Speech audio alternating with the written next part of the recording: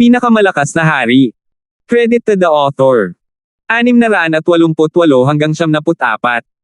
Ang mga pangalan po na nandito ay galing sa mga name generator.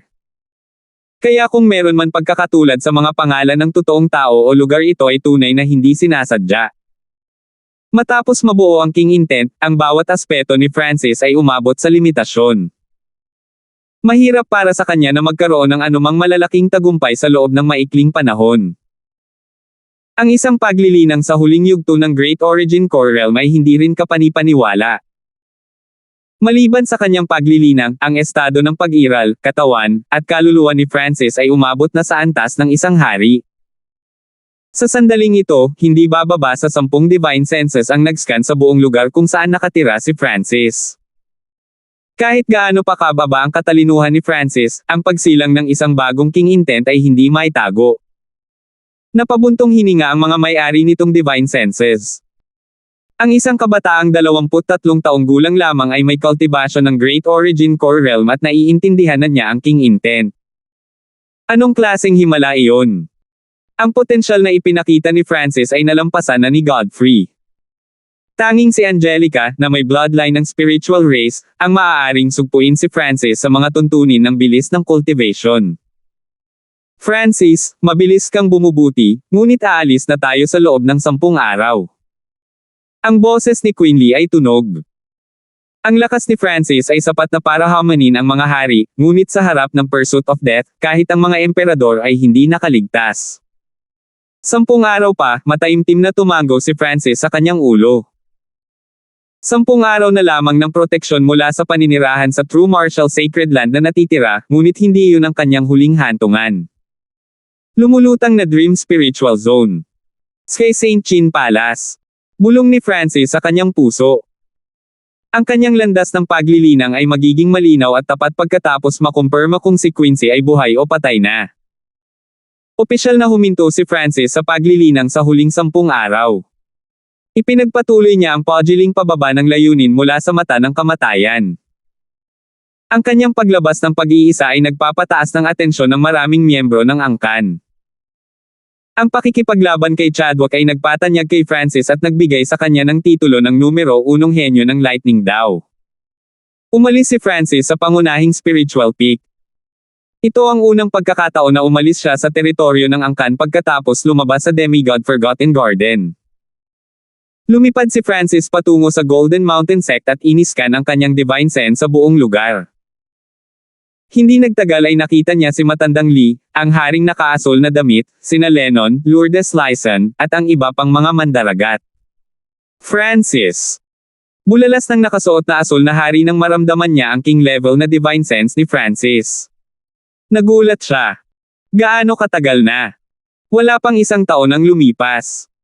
Ang langgam sa kanyang mga mata ay nabuo na ngayon ang kompletong King Intent. Ang pangunahing pagkakaiba sa pagitan ng Void God Realm at ng mga kaharian sa ibaba ay ang kaluluwa at ang kanilang layunin, at ang kaluluwa at layunin ni Francis ay parehong ganap na nagbago. Bukas sa kanya ang pinto para maging hari. Kailangan lang ni Francis ng 1 o 2 taon para maging hari. Pagkaraan ng ilang sandali, sa gilid na bulwagan ng Golden Mountain Sect, si Francis, ang asul na damit na hari, at si Old Lee ay magkasamang naupo at nagsimulang mag-chat.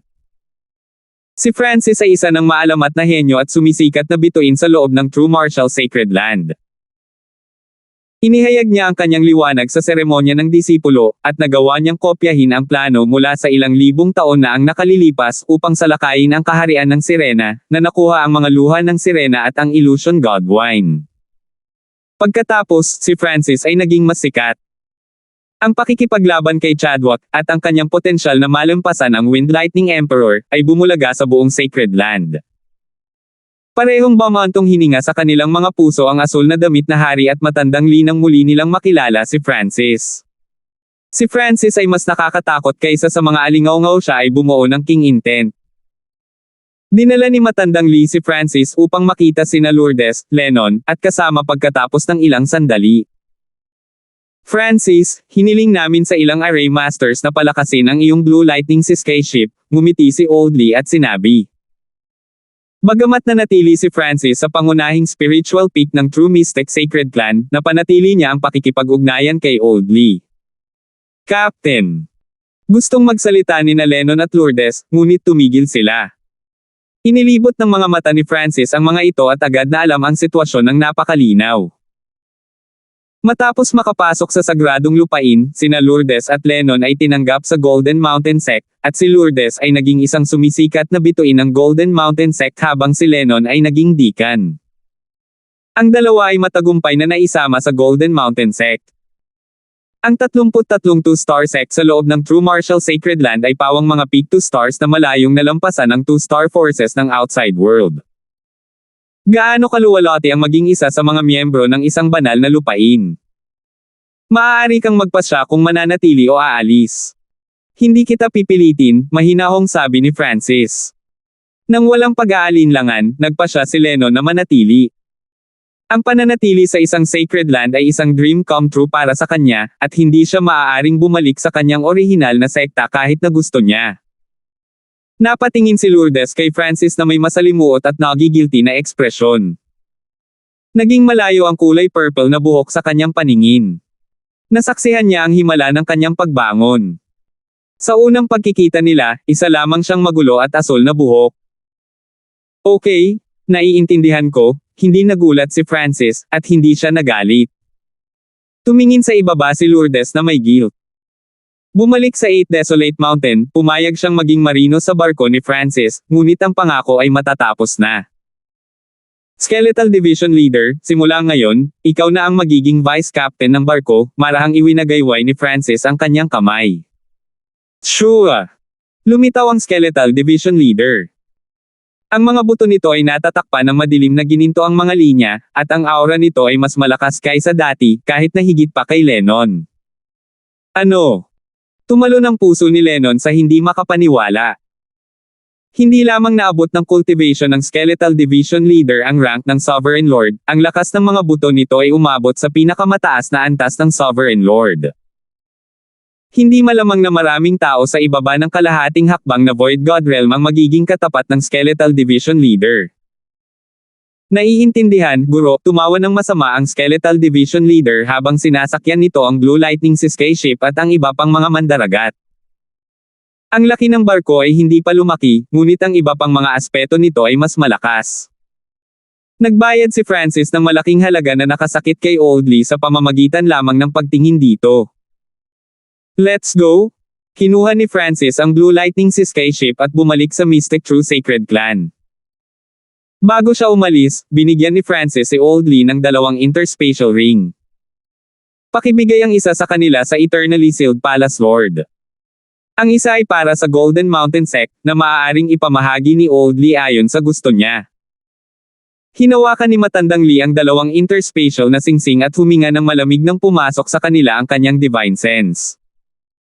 Ang dami ng kayamanan na nasa loob ng interspatial ring ng Eternally Sealed Palace Lord ay sapat na para mamula ang mga mata ng mga hari. Tulad ng para sa Golden Mountain Sect, ang halaga ng kayamanan ay mas malaki kaysa sa halaga ng kayamanan na naipon ni Old Lee sa buong buhay niya. Higit pa rito, ayon sa sinabi ni Francis, ito ay ilang kabayaran lamang. May utang din siyang pabor sa Eternally Sealed Palace Lord. Kailangan kong aminin na kayong dalawa ang gumawa ng maling desisyon, mahinang bumantong hininga si Old Lee habang ang kanyang mga mata ay nakatingin kina Lennon at Lourdes. Malinaw na nakikita ni Lennon at Lourdes ang napakagandang dami ng mga kayamanan na nasa interspatial ring. Kailangang malaman ng isa na si Old Lee ay isang half-step king. Walang matatanggap sina Lennon at Lourdes. Sa tulong ni Francis, nakapasok sila sa True Martial Sacred Land na naging pinakamalaking reward na nila. Pagkatapos bumalik sa pangunahing spiritual peak Hanford, inimpake ni Feng ang kanyang mga gamit, habang opisyal na kinuha ng Skeletal Division Leader ang Blue Lightning Siskay ship. Hinayaan ni Francis ang mga mandaragat at ibinigay sa kanila ang kanilang mga gantimpala. Guru, bigyan mo ako ng oras at magagawa kong gawing ghost ship ang barkong ito, tumawa ang Skeletal Division Leader. Matapos maging vice-kapitan, ginawa nitong mga mandaragat ang ilan sa mas matatalinong ghost corpses. Pagkatapos ng mahabang pananatili sa 10,000 ghost pill, iba't ibang uri ng zombie, espiritu ng puot, at iba pang mga bangkay ang nabuo. Kung payag siya, maaari pang pumunta si Francis sa landas ng 10,000 Ghost Emperor at bumuo ng sarili niyang hukbo. Ito ay hindi lamang isang pagnanais na paksay ng isang 2-star na puwersa mamaya. Gayunpaman, si Francis ay hindi masyadong interesado sa daw ng ghost corpses. Ang pangunahing core niya ay ang Wind Lightning Inheritance at ang kanyang soul ay bloodline techniques. Ang pag-iisip na iyon ay mas mabuti kung ito ay ibigay sa Skeletal Division Leader. Habang papalapit na ang 10 araw na deadline, natapos ni Francis ang lahat ng problema at walang magawa sa nakalipas na 5 araw. Hinanap niya si Godfrey at kinausap siya. Siyempre, hindi niya hinanap siya para lumaban. Sa halip, gusto niyang pag-usapan ang mga teorya sa likod ng Tao of Space. Naunawaan ni Francis ang Lightning Wings Flying Technique pagkatapos na obserbahan at isama ang bahagi ng mga batas ng kalawakan ni Godfrey. Kailangan pa rin itong gawing perpekto ni Francis, kaya gusto niya matuto mula mismo kay Godfrey. Hindi tumanggi si Godfrey. Interesado rin siya sa pagkaunawa ni Francis sa mga batas ng hangin at sa mga batas ng kidlat. Sa mga tuntunin ng bilis lamang, kahit si Godfrey ay hindi kasing bilis ni Francis. Ang dalawa ay nag-sparring at nag-usap sa loob ng 2 o 3 araw, at pareho silang nagkaunawaan. Maraming natutunan si Francis sa pag-inspection sa mga spatial technique ni Godfrey. Ang Wings of Wind and Lightning technique ay naglalaman ng mas makapangyarihang lightning wings spatial techniques, at maaari silang maglakbay ng libu-libong milya sa isang hininga. Naisip ni Francis. Ang lightning wings flying technique ay mas angkop para sa pagtakbo mula sa o paghabol sa iba. Noong nakaraan, ginamit ng Wind Lightning Emperor ang kasanayang ito para makatakas kahit sa mga Sacred Lords. Pagkatapos bumalik sa kanyang lugar, inilabas ni Francis ang maliit na pasang magnanakaw. Ang maliit na pasang magnanakaw ay dalubhasa din sa space, kaya gusto rin ni Francis na matuto mula rito. Meow meow. Ang maliit na pasang magnanakaw ay nawala sa isang iglap at lumitaw sa tuktok ng silid sa susunod na sandali. Ang mga spatial technique nito ay may kaugnayan sa Tao of Assassination, kaya kadalasan sila ay dead silent. Napagtanto ni Francis na ang maliit na pasang magnanakaw ay higit na umasa sa linya ng dugo nito, at lumampas ito sa mga parameter ng normal na spatial techniques. Gayunpaman, kahit noon pa man, natuto si Francis mula sa maliit na pasang magnanakaw. Pagkatapos pagsamahin ang mga diskarte ni Godfrey, ang mga diskarte ng maliit na pasang magnanakaw, at ang Wind Lightning Inheritance, mas naperpekto ni Francis ang kanyang diskarte. Kung magtagumpay ito, ang aking bilis ay aabot sa isang ganap na bagong antas. Dahan-dahang ipinikit ni Francis ang kanyang mga mata. Sa huling 2 araw, pinaikit niya ang kanyang mga mata at pinagsanib ang iba't ibang kasanayan. Isang plano ang nagsimulang mabuo sa kanyang isipan pagsamahin ang mga spatial technique sa Wings of Wind at Lightning. Sa pamamagitan nito, maaari niyang masira ang kalawakan mismo habang lumilipad. Ang mga pakpak ng hangin at kidlat sa kanilang sarili ay parang isang ibon na naabot ang pinakamabilis nitong bilis.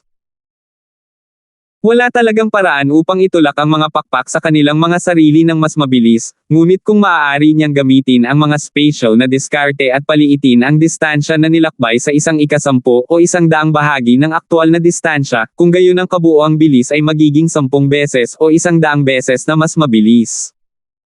Ito ang pinakahuling theoretical na antas ng Wings of Wind at Lightning, ang Lightning Wings Spatial Flash. 689. Ang Lightning Wing Spatial Flash ay nagsimulang mabuo sa isip ni Francis.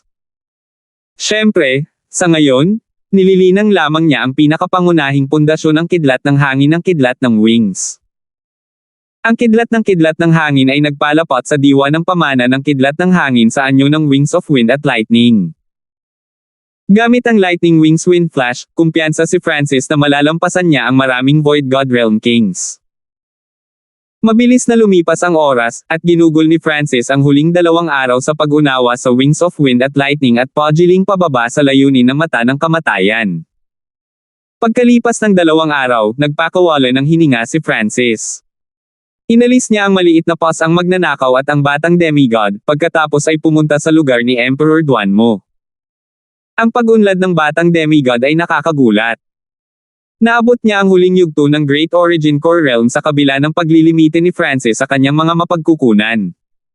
Sa harap ng palasyo. Mabuti, nandito na ang lahat, mahinang tumango si Queen Lee sa kanyang ulo. Katabi niya sina Francis at Angelica. Natapos na ng tatlo ang lahat ng kailangan nilang gawin at ngayon ay naghihintay na magbukas ang Spiritual Zone Teleportation Array. Let's go! Na may pag-iisip, sakop ng kapangyarihan ni Emperor Duanmo sina Francis at Angelica.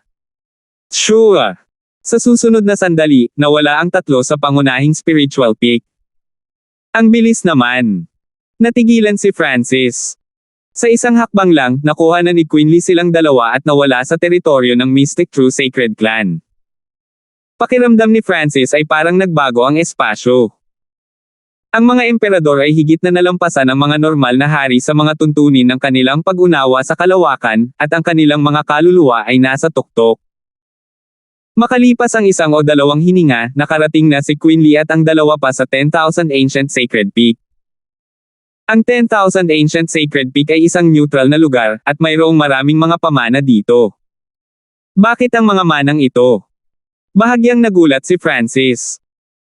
Inilibot ng mga mata ni Queen Lee ang lugar at nagpaliwanag, ang ilang mga dalubhasang ninuno ng ilang dalawang star na sekta ay pumunta sa 10,000 Ancient Sacred Peak upang iwanan ang kanilang mga mana para sa kanilang mga junior bago sila mamatay. Naiintindihan ni Francis.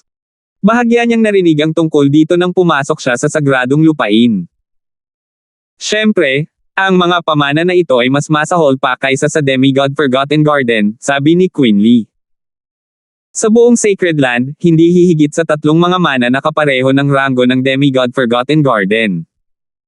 Hindi sila nag-abala sa dalawang star na pamana ng sekta na ito. Pinangunahan ni Emperor Duanmo ang daan at naglakad patungo sa isang array stand na may 8 lumang berdeng poste ng bato. Ang 8 berdeng poste ng bato na ito ay may taas na ilang daang metro bawat isa at natatakpan ng mga sinaunang ukit. Tila ang kalawakan mismo ay umaalon, at ang espiritual na mata ng Diyos ni Francis ay nawala nang siyasatin niya ang mga ito.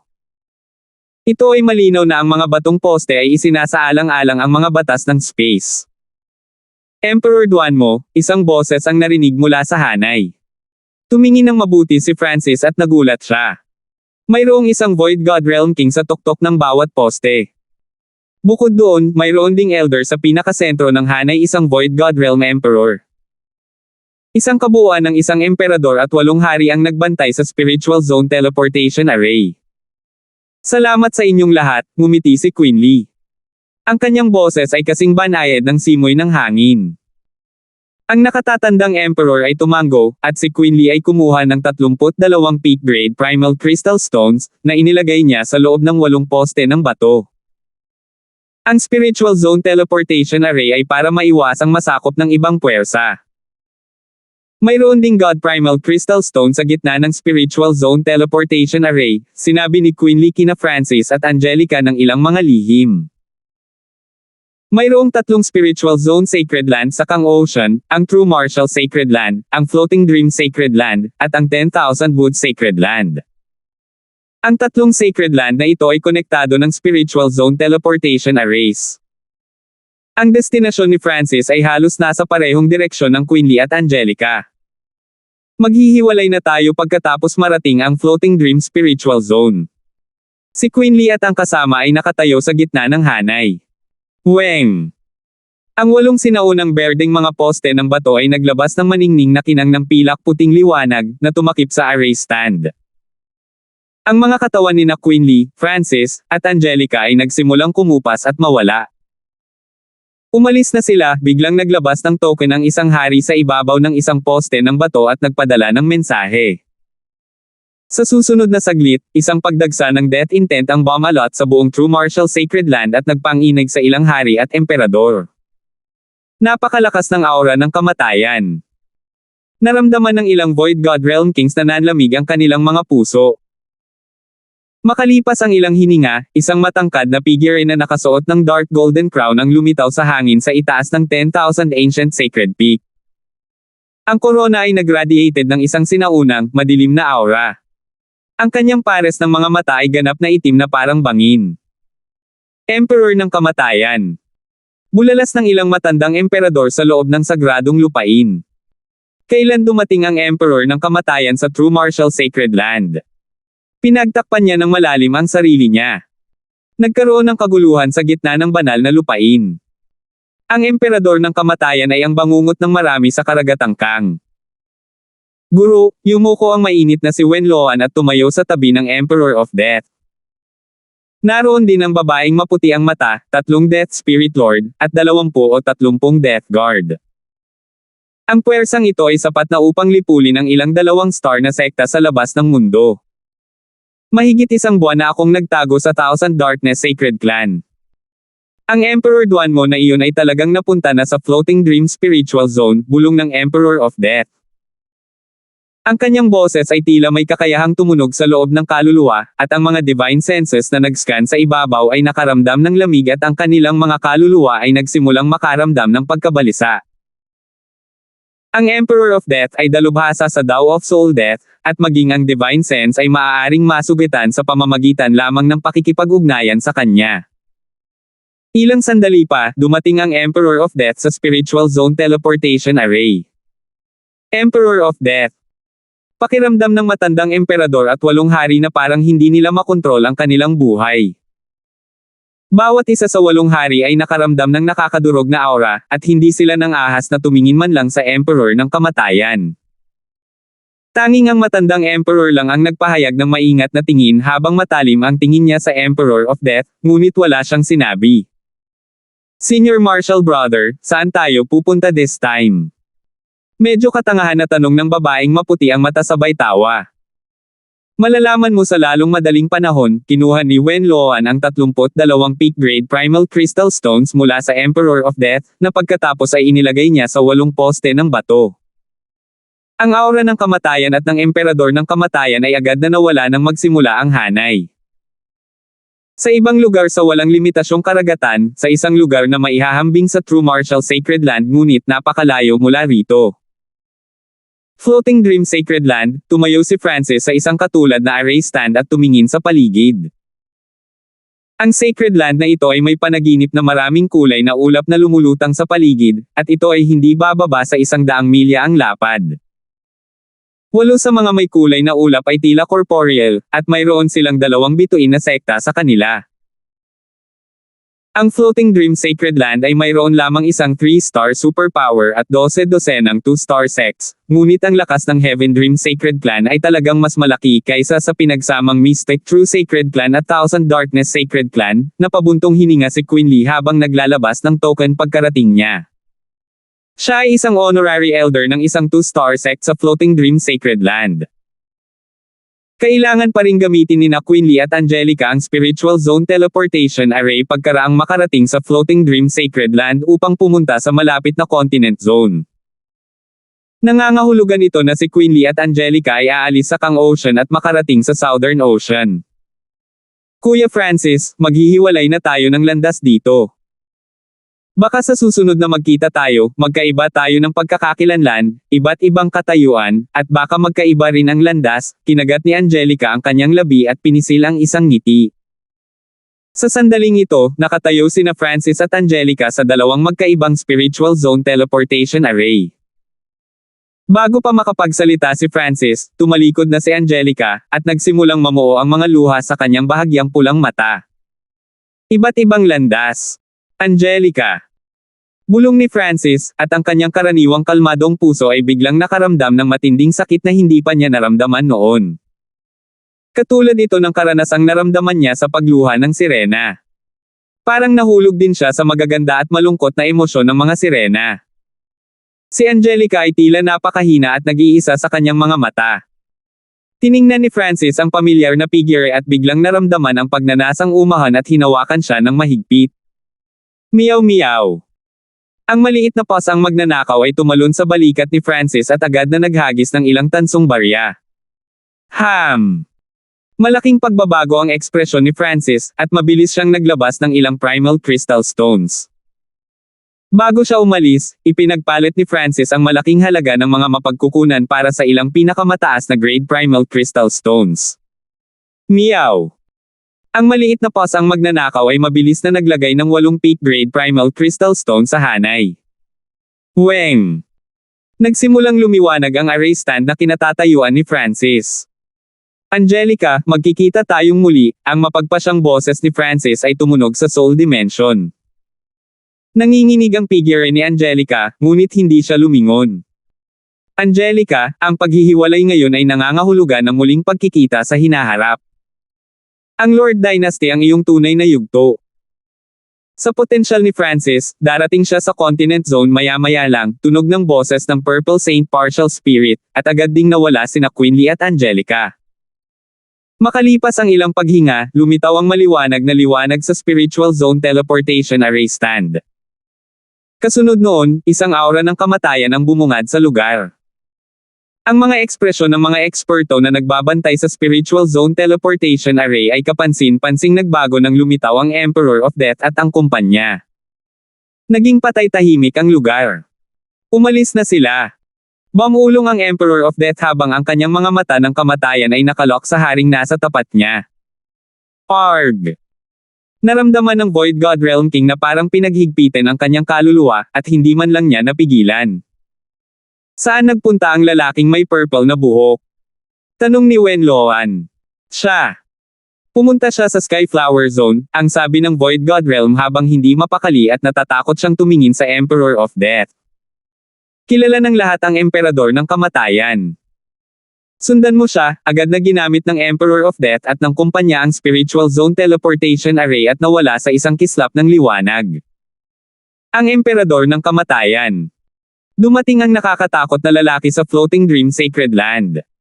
Sino ang nakakaalam kung anong uri ng madugong bagyo ang dadalhin niya? Gaman ang pakiramdam ng mga hari. Hindi nagtagal ay lumitaw ang Emperor of Death at ang kumpanya sa Sky Heaven Void Ocean Palace. Sure! Agad na binalot ng aura ng kamatayan ang Void Ocean Spiritual Palace. Sa sandaling iyon, naramdaman ng lahat ng nasa Void Ocean Spiritual Palace ang kanilang mga katawan na parang mga bato. Anong kapangyarihan? Ginamit ni Master ang kanyang kapangyarihan ng kamatayan para palamigin ang buong Void Ocean Spiritual Palace. 690 ang mungkahi ng batang demigod. Sa Void Ocean Spiritual Palace ng Skyflower Island Zone, ang malaking bulwagan ay tahimik, at ang mga katawan ng hindi mabilang na mga eksperto ay nagyelo. Binalot ng anino ng kamatayan ang lahat ng nilalang na naruroon. Ang Palace Lord of the Skyflower Void Ocean Spiritual Palace ay isang Void God Realm King, at ang kanyang kaluluwa ay nanginginig ng hindi mapakali. Emperor ng Kamatayan. Napabuntong hininga ang Skyflower Palace Lord at inutusan ang mga regulator na huwag gumawa ng anuman. Parang may hinahanap ang Emperor of Death. Kasabay nito, ang divine senses ng 3 Death Spirit Lords ay nag-scan din sa paligid. Ang isa sa kanila ay gumamit pa ng soul-searching technique para hanapin ang mga regulator malapit sa teleportation array. Napakabilis niya, bulong ng Emperador ng Kamatayan. Napuno ng kanyang layunin ng kamatayan ang buong Void Ocean Spiritual Palace, ngunit wala siyang nakitang anumang palatandaan ni Francis. Sa pag-uulat sa Emperor, tila ginamit agad ni Francis ang Wings of Wind and Lightning pagkarating niya rito, at nakapasok na siya ngayon sa walang limitasyong karagatan, magalang na sabi ng Death Spirit Lord. Natagpuan niya ang mga bakas ni Francis sa pamamagitan ng soul-searching technique. Ipinikit ng Emperor of Death ang kanyang mga mata, at nagsimulang lumawak ang kanyang divine sense. 1,000 milya. 2,000 milya. 3,000 milya. Ang mga pandaman ng Emperor ng Kamatayan ay walang limitasyon at maaaring maglakbay ng napakalayo. Makalipas ang ilang hininga, ang Emperor of Death's divine sense ay umabot na sa haba ng 10,000 milya, at sa wakas ay nahuli niya ang mga palatandaan ng mahinang aura ng wind lightning sa hangin na naglalaho. Hindi man lang natin maramdaman si Francis, hinawakan ni Wen Luan at ng Death Guards ang kanilang token of death, ngunit wala silang naramdaman. Parang sumangga sa manipis na hangin ang target nila. Ang Emperador ng Kamatayan ay nakatayong hindi kumikibo, at siya ay parang anino ng Diyos ng Kamatayan. Ang kanyang divine sense ay lumampas sa 10,000 milya habang hinahabol nito ang direksyon ng hangin. Aura ng kidlat. Biglang nagsalubong ang mga kilay niya. Ang mahinang aura ng Wind Lightning ay biglang nahati sa mahigit 100 pinanggagalingan na patungo sa iba't ibang direksyon. Lalong palayo ang distansya ng dalawa.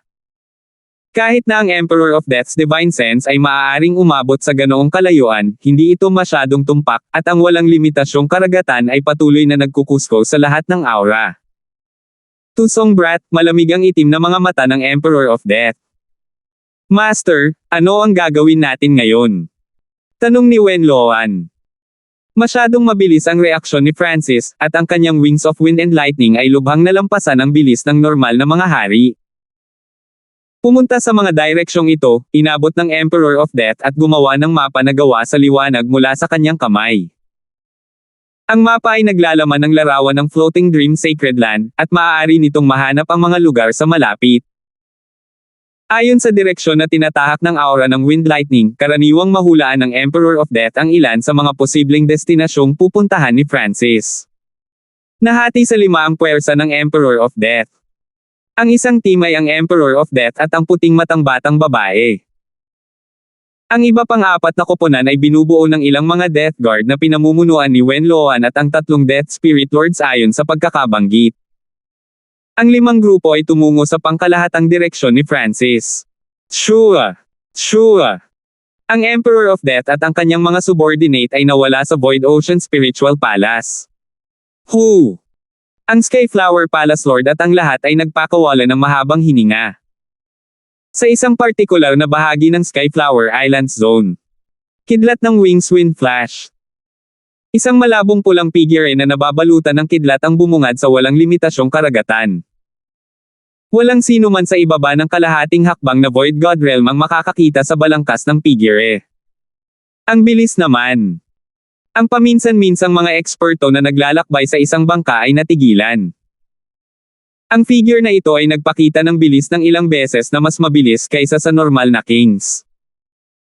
Ang Lightning Wings Wind Flash ay isang lihim na pamamaraan ng Wings of Wind at Lightning, at itinulak nito ang layunin ng Wind Lightning sa maximum. Mabilis na pumutok ang mga pakpak ni Francis habang ang kanyang katawan ay naging isang arco ng kidlat, na lumalampas sa bilis ng normal na Void God Realms. Gayunpaman, ang paggamit ng Lightning Wings Wind Flash ay gumamit din ng maraming enerhiya. Sa isang tiyak na sandali, ang katawan ni Francis ay mahinang nanginig at naging 10 figure ng kidlat. Bawat isa sa kanila ay may kaunting king intent, at ang kanilang mga aura ay eksaktong kapareho ni Francis. Shua! Ang mga figure na ito ay lumipad sa iba't ibang direksyon at, kahit na sila ay bahagyang mas mabagal, ito ay mahirap na makilala kung alin ang tunay. Maglalabas si Francis ng ilang Wind Lightning figure kada 10,000 milya o higit pa. Bawat isa sa kanila ay maaaring tumagal ng halos 1 oras o higit pa dahil mayroon silang ilan sa king intent ni Francis. Kasabay nito, pinaghigpitin ni Francis ang kanyang soul sa isang tiyak na antas. Ang layunin ng mata ng kamatayan ay na-freeze sa pamamagitan ng kanyang kapangyarihang Eye Soul at ang 10,000 Divine Thoughts Technique. Dahil dito ang Emperor of Death at ang kanyang mga nasasakupan ay hindi makalok kay Francis. Hanggat hindi ako gagamit ng anumang mga diskarte sa uri ng kaluluwa o ang aking Eye Bloodline, ang Emperor of Death at ang kanyang mga subordinate ay hindi madaling makaramdam sa akin, naisip ni Francis. Sa kalaunan, tumigil pa siya sa paggamit ng kanyang king intent at divine sense. Meow.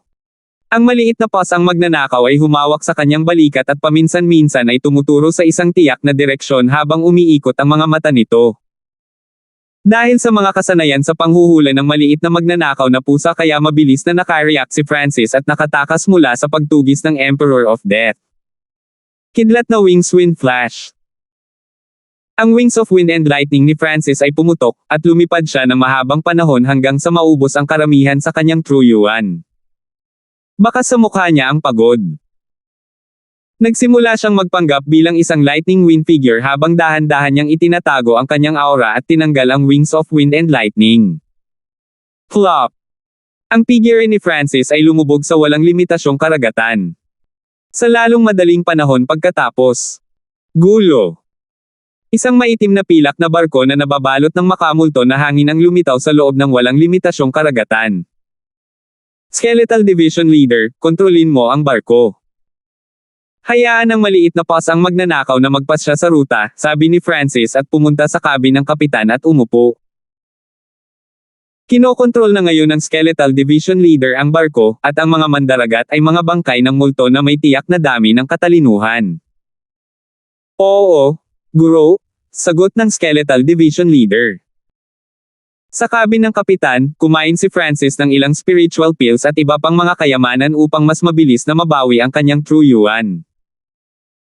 Habang ginagawa iyon, sinimulan din niyang tingnan ang mapa ng Floating Dream Sacred Land at ang mga teritoryo nito. Si Francis ay higit sa 12 island zone ang layo mula sa lokasyon ng Sky Sacred Qin Palace. Hindi alam ng Emperor of Death ang aking patutunguhan, kumislap ang mga mata ni Francis. Upang ihinto ang pagsisiwalat ng kanyang sarili, nagpasya siyang huwag pumunta sa alinmang Void Ocean Spiritual Palace dahil hindi siya nangangailangan ng anuman. Sa mga pagpapahusay mula sa Sacred Land, ang pinakamabilis na bilis ng Sky Ship ay maihahambing sa kalahating hakbang na Void God Realm. Ang barko ni Francis ay makakarating sa Sky Sacred Qin Palace sa loob ng 1 taon. Kung pipigilin ko ang Soul Sea ko, paano ako maderama ng Emperor of Death, lalo pa akong habulin? Malamig na tumawa si Francis sa kanyang puso, at ang kanyang mata at kulay ng buhok ay parehong bumalik sa itim. Guro, kung sumanib ako sa layunin ng demigod, ang aking kabuoang lakas ay tataas sa isang bagong antas. Matutulungan kita, ang batang demigod ay lumabas sa singsing na may tame time na ekspresyon, ngunit ang kanyang boses ay napaka-babyish. Hindi ngayon, umiling si Francis. Sa kasalukuyan, ang lakas ng batang demigod ay hindi bababa sa maihahambing sa isang kalahating hakbang na hari. Kung siya ay sumanib sa demigod intent, ang kanyang lakas ay tataas ng husto. Si Francis ay hindi pipi. Sinadya niyang higpitin ang paglaki ng batang demigod. May instinct siya na, kung hahayaan niya ang batang demigod na maging mature ayon sa gusto niya, baka mas maging delikado pa siya kaysa sa Emperor of Death. Kung tutusin, ang batang demigod ay isang demigod sa proseso ng muling pagbuhay, ang kanyang paglaki ay hindi mailalarawan bilang paglilinang, ngunit pagbawi. Kapag nagkaroon na siya ng demigod intent at walang katapusang supply ng resources, ang batang demigod ay makakabawi sa ranggo ng isang emperor sa loob ng ilang taon. 10,000 milya ang layo, sa maulap na walang limitasyong karagatan. Nawala na naman, kumunat ang kilay ng Emperor of Death habang nakatingin siya sa aura ng wind lightning na nawala. Hindi lamang mabilis ang bilis ni Francis, patuloy siyang nagpapadala ng mga doppelganger sa lahat ng direksyon na may eksaktong kaparehong aura ng tunay na katawan. Napakahirap na habulin siya mula sa kanyang aura ng mag-isa.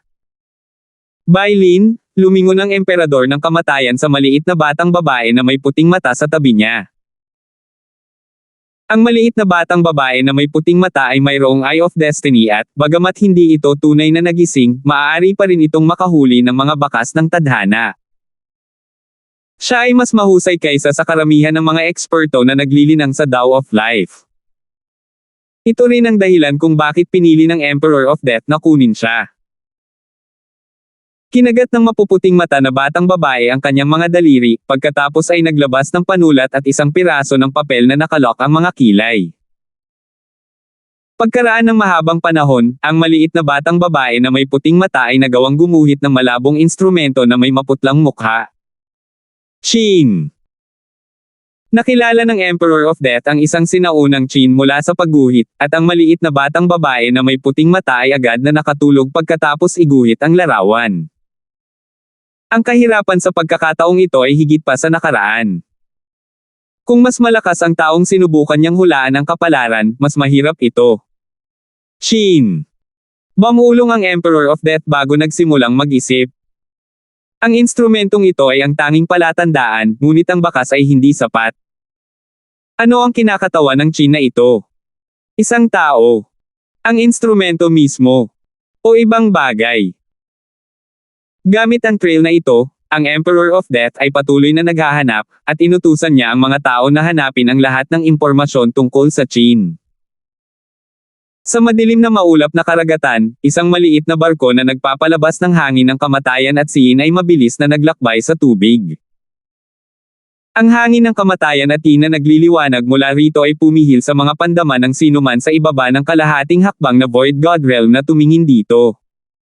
Bakong pirata. Isang barkong multo ng masamang daan. Tatakas ang mga kalapit na barko at mga eksperto dito dahil masyadong nakakatakot ang aura nito. Kahit na ang mga barko ng ilang makapangyarihang puwersa ay hindi nang ahas na saktan ang pirata na barkong ito. Lumipas ang ilang araw, at ligtas pa rin ang ghost ship. Matagal nang nakabawi ang enerhiya ni Francis, at paminsan-minsan ay pumupunta siya sa Ancient Dream Realm para kumuha ng mga mapagkukunan para sa mga bangkay ng multo. Ang laman at dugo ng Ancient Dream Realm beasts ay lubhang kapaki-pakinabang para sa mga sinumpaang ghost corpses. Isang araw, puno ng pananibik ang boses ng Skeletal Division Leader, Guro, lahat ng sinumpaang bangkay ng multo ay naging mga soberano. Nang marinig iyon, nagpahayag si Francis ng isang masayang ekspresyon. Ang mga sinumpaang ghost corpses ay may taas na bawat isa at nagbigay ng sinaunang aura ng nabubulok na bangkay, at ang kapangyarihan ng sumpa ay 10 beses na mas malakas kaysa dati. Mas malakas sila kaysa sa inaakala ko, natigilan si Francis. Bagamat ang Sovereign Cursed Ghost Corpses na ito ay katatapos lang nakapasok, halos wala na silang kapantay laban sa sinumang mas mababa sa Sovereign Lord rank. Maging ang mga Sovereign Lords ay mahihirapan kung ang sumpa ay tumama sa kanila. Higit pa rito, mayroong 100 sa kanila, at ang hanay na kanilang nabuo ay napakalakas. Ito ay hindi kasing simple ng pagdaragdag ng mga ito ng isa-isa. Ang mga katawan ng mga multong bangkay na ito ay napakalakas, at naglalaman ang mga ito ng aura ng karne na iyon mula pa noon. Isang liwanag ang sumilay sa mga mata ng batang demigod habang nakatitig siya sa mga bangkay ng multo. Naghinala na siya kung mas marami pa ba si Francis sa karne noon o wala. Ang dami ng laman at karne na hinigop ng mga bangkay ng multo upang maabot ang antas na ito ay napakaganda. Eksaktong kailangan ng batang demigod ang karne na iyon upang mabawi ang kanyang lakas at ang kanyang kumpletong linya ng kadugo. Let's make a deal. Ang mga mata ng batang demigod ay kumislap ng liwanag habang kinakausap niya si Francis sa isang parang bata na boses. 671. Isang deal. Pinaikit ni Francis ang kanyang mga mata habang nakatingin sa batang demigod na ang boses ay bata pa rin. Parang 3 taong gulang ang boses niya, pero seryoso ang ekspresyon niya. Walang maglalakas loob na maliitin ang isang demigod na muling nabuhay. Hehe, hindi napigilan ni Francis na matawa, parang nakalimutan mo na ang relasyon natin. Walang ganoong bagay bilang pagkakapantay-pantay sa pagitan ng isang alipin at isang Panginoon. Ang isang deal ay karaniwang sa pagitan ng dalawang partido na nasa parehong antas. Lumitaw sa mga mata ng Skeletal Division Leader ang pangungutya pati na rin ang pag-uusisa. Wala itong masyadong alam tungkol sa batang ito dahil pinigilan ito ng layunin ng demigod, at hindi nito maiwan ang perlas. Siyempre, hindi iyon nangangahulugan na minamaliit siya ng Skeletal Division Leader. Ang bata na ito na mukhang 2 o 3 taong gulang pa lang ay nagkaroon ng cultivation ng isang late stage na Great Origin Core Realm at madaling talunin ang sarili nito. Gaano man katanga ang Skeletal Division Leader, hindi siya nito tretuhin bilang isang bata. I am a demigod, so I have the right to make a deal. Besides, hindi mo malalabanan ang alok ko, pagmamalaki ng batang si demigod. Kahit na siya ay isang alipin na ang buhay ay nasa kontrol ng iba, nasa kanya pa rin ang kanyang dignidad. Demigod. Gulat na gulat at hindi nakaimik ang Skeletal Division Leader habang nakatitig sa batang gininto ang balat sa harapan nito. Binuhay ni Francis ang isang demigod. At ginawa siyang alipin niya. This was just too crazy. Kung ikukumpara sa isang demigod, ang Scarlet Moon Patriarch na dati nitong hinangaan at maging ang Emperor of Death ay wala. Iyon ay kung ang deal ay talagang hindi mapaglabanan, hindi tinanggihan ni Francis ang mungkahi. Alam niya na, habang bumabawi ang lakas ng batang demigod, mas marami sa kanyang mga alaala ang Magi gising. Una, mayroon akong paraan na maaaring tumaas ang pagkakataon na matanggap ni Master ang God Tribulation Lightning, mahinang sabi ng batang si Demigod. Kidlat ng kapigatian ng Diyos. Isang liwanag ang sumilay sa mga mata ni Francis. Ang God Tribulation Lightning ay ang pinakamataas na kidlat na makakalaban sa lahat ng bagay sa mundo. Kung naiintindihan niya o na-absorb man lang niya ito ay madaragdagan ang kanyang lakas ng husto. Higit pa rito, ang pag-unawa sa God Tribulation Lightning ay magpapalaki sa kanyang pagkakataong magtagumpay kapag nahaharap sa sarili niyang God Tribulation. Mayroon akong Lightning Engravings Divine Technique sa kaibuturan ng aking mga alaala.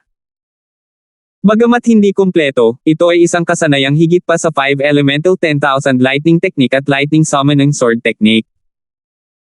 Sa aking nakaraang buhay, naintindihan ko ang kasanayang ito upang palakasin ang aking katatagan laban sa kidlat, paliwanag ng batang demigod. Divine technique sa pagsipsip ng kidlat. Gumalaw ang puso ni Francis. Namana niya ang Wind Lightning Inheritance, kaya narinig na niya ang maalamat na Lightning Engravings Divine Technique noon. Tila, ang pamamaraang ito ay partikular na nilikha upang labanan ang kapigatian ng Diyos. Hindi katakataka na ang demigod ay nagkaroon ng kumpletong bangkay at sumipsip pa ng ilan sa kidlat. Naniwala si Francis sa karamihan ng sinabi ng batang demigod. Mayroon siyang Wind Lightning Inheritance at 5 Elemental 10,000 Lightning Technique, kaya maituturing siyang eksperto sa lightning. Mahirap siyang linlangan tungkol sa Lightning Engravings Divine Technique. Ang pangalawang punto ay ang God Tribulation Lightning ay napakahirap na pagsamahin sa True Yuan. Ang pinakamahusay na paraan ay hayaan ang katawan, laman, at dugo na masipsip ito. Iyon ang pagkakamaling nagawa ko noon, ngumiti ang batang demigod. Nang marinig iyon, agad na naramdaman ni Francis na parang tinanggal ang isang tapon sa isang bote. Hindi katakatakang hinarap niya ang napakaraming pagtutol nang sinubukan niyang i-absorb ito. Ang God Tribulation Lightning ay isang kapangyarihan na namuno sa kataas-taasang kapangyarihan sa hindi mabilang na kapangyarihan. Paano maaaring sumanib ang ganitong uri ng kapangyarihan kasama ng iba pang kidlat o True Yuan? Ang batang demigod ay niliwanagan si Francis. Ang pinakamahusay na paraan ay hayaan ang aking katawan na masipsip ito. Ang aking dantian ay mayroon ng kapangyarihan ng Wind Lightning na hindi makakasama sa God Tribulation Lightning, na intindihan ni Francis. Mahirap para sa mga normal na katawan na makayanan ang God Tribulation Lightning, na nangangahulugan na ang isang tao ay nangangailangan ng isang banal na pamamaraan na nagpapalakas sa katawan, pagmamalaki ng batang si demigod. Divine technique na nagpapalakas ng katawan. Naunawaan na ngayon ni Francis ang lahat, at tiningnan niya ng malalim ang batang demigod. Ang batang demigod ay dalubhasa sa pagpapalakas ng katawan sa kanyang nakaraang buhay, kaya malinaw na mayroon siyang makapangyarihang mga diskarte sa pagpapalakas ng katawan. Anong gusto mo? Nagpa siya si Francis na makipagdeal sa batang demigod. Parehong ang Lightning Engravings Divine Technique at ang Body Strength N ng Divine Technique ay nasa kamay ng batang demigod, at kung wala sila, hindi maa-absorb ni Francis ang God Tribulation Lightning kahit na nasa kanya ang ulo. Gusto ko ng higit pa sa karneng iyon mula pa noon, at marami pa, wika ng batang si demigod habang nakatingin sa mga sinumpaang bangkay ng multo. Ang mga sinumpaang ghost corpses ay halatang hinigop ang laman at dugo mula sa Ancient Dream Realm. Magkano ang kailangan mo? Tanong ni Francis. 5 tonelada, walang negosasyon, sabi ng batang si demigod. 5 tonelada. Nagsalubong ang mga kilay ni Francis. Para makaipon ng 5 tonelada, kailangan niyang patayin ang ilan sa mas malalaking hayop. Ang halaga ng ibinibigay ko sa iyo ay tiyak na katumbas ng halaga. Ang batang si demigod ay may agresibong paninindigan. Alam niya na si Francis ay tiyak na mayroong malaking halaga ng karneng ito. Ang mga sinumpaang multo bangkay ay isang malinaw na tagapagpahiwatig. Talagang binigyan ni Francis ang mga sinumpaang bangkay ng multo ng hindi bababa sa 500 kilo sa kabuuan, kaya hindi dapat sobra ang 5,000. Okay, tumango si Francis bilang pagsang-ayon, pero kailangan mong patunayan na totoo ang ibinibigay mo sa akin. Bagamat ang 5 tonelada ay marami, iyon ay magpapalaki lamang ng lakas ng batang demigod hanggang sa siya ay maging hari. Habang mas maraming karne ang kinakain, bababa ang epekto. Ito ang pangunahing teorya sa likod ng Ancient Dream Realm Aura. Ginagamit ko ang pangalan ng God Tribulation para ipangako ko na hindi ako gagawa ng anumang trick sa mga item, at para kumpirmahin na totoo ang mga ito, mataimtim na sinabi ng batang demigod. Tinanggo ni Francis ang kanyang ulo bilang kasiyahan. Ang batang demigod ay namatay sa God Tribulation sa kanyang nakaraang buhay, at ang kapangyarihan nito ay nag-iwan ng bangungot sa kanyang puso. Kasabay nito, ang God Tribulation ay nauugnay sa mga batas ng langit at lupa. Ang batang demigod ay hindi magbibiro sa ganoong bagay. Mula doon, makikita na ang batang demigod ay talagang seryoso sa paggawa ng deal na ito. Tila marami siyang ibang bagay na maaasahan na magbibigay daan sa kanya na manatiling hindi natatakot kay Francis. Upang patunayan ang aking sinseridad, ibibigay ko sa iyo ang Lightning Engravings Divine Technique sa ngayon, sabi ng batang si demigod. Labis na nagulat si Francis. Ganito ba laging sincere ang batang demigod? Hindi siya kumibo at tinanggap na lang ang impormasyong ipinadala sa kanya ng batang demigod. Isang hindi kumpletong divine technique ang biglang lumitaw sa kanyang isipan. Ang Lightning Engravings Divine Technique nilikha ng isang eksperto noong sinaunang panahon upang harapin ang God Tribulation. Isang pamamaraan na ginawa upang makuha ang kapangyarihan ng kidlat. Walang gaanong naisulat ang teknik dahil hindi ito kumpleto.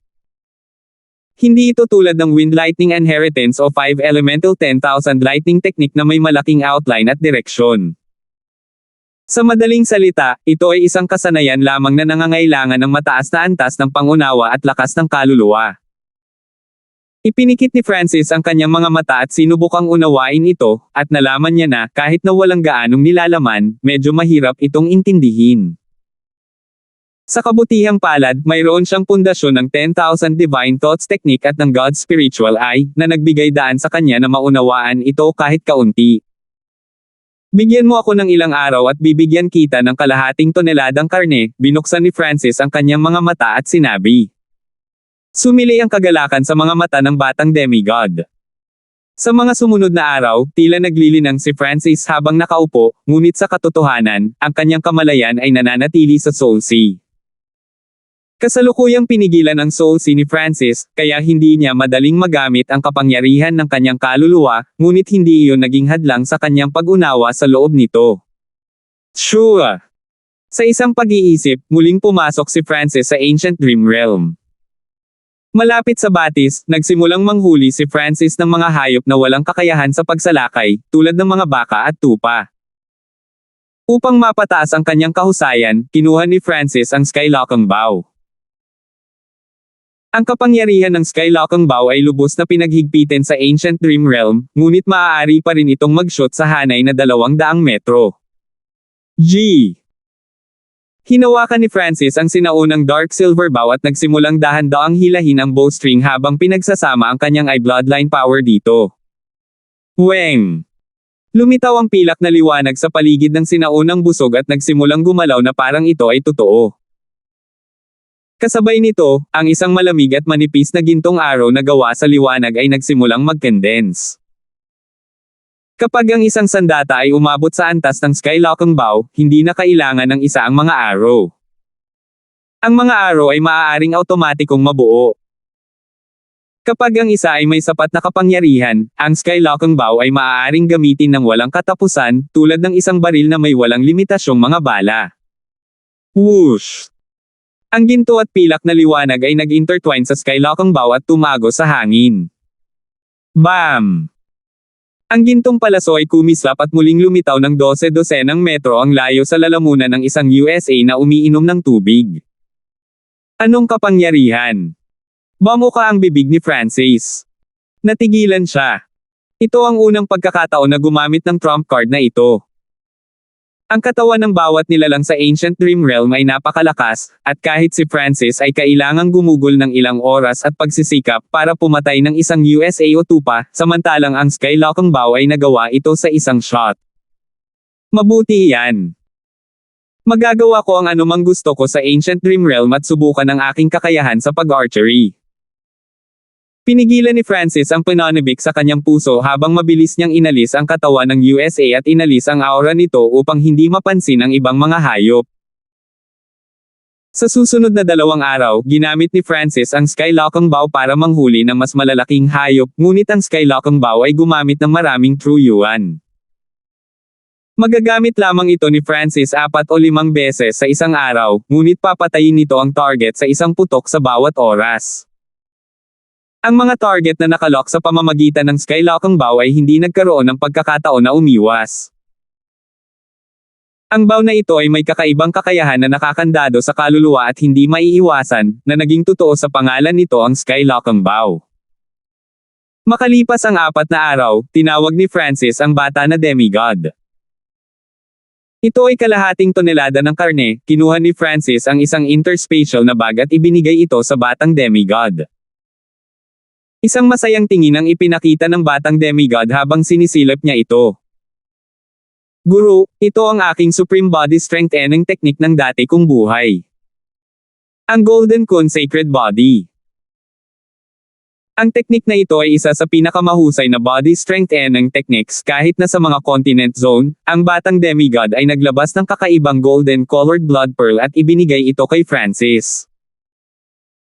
Kinuha ni Francis ang golden-colored blood pearl na may pagtataka at nahulaan na ang ganitong uri ng pamana ay malamang na limitado sa mga bloodline. Gayunpaman, nagulat pa rin si Francis na nakuha niya ang discarding ito sa pagpapalakas ng katawan ng napakadali. Lumitaw ang pangungutya sa mga mata ng batang demigod. Totoong-totoo ang Golden Kun Sacred Body na ibinigay niya kay Francis, ngunit hindi siya nag-aalala na mayroon si Francis. 672 isang nakakabaliw na pag-iisip. Tulad niyan, kumpleto na ang unang deal sa pagitan ni Francis at ng batang demigod. Masyadong simple ito para kay Francis. Hindi man lang siya nagbayad ng malaki at nakuha na niya ang Lightning Engravings Divine Technique at ang Golden Kun Sacred Body. Ang Golden Kun Sacred Body ang pinakamalakas na pamamaraan ng pagpapalakas ng katawan ng demigod.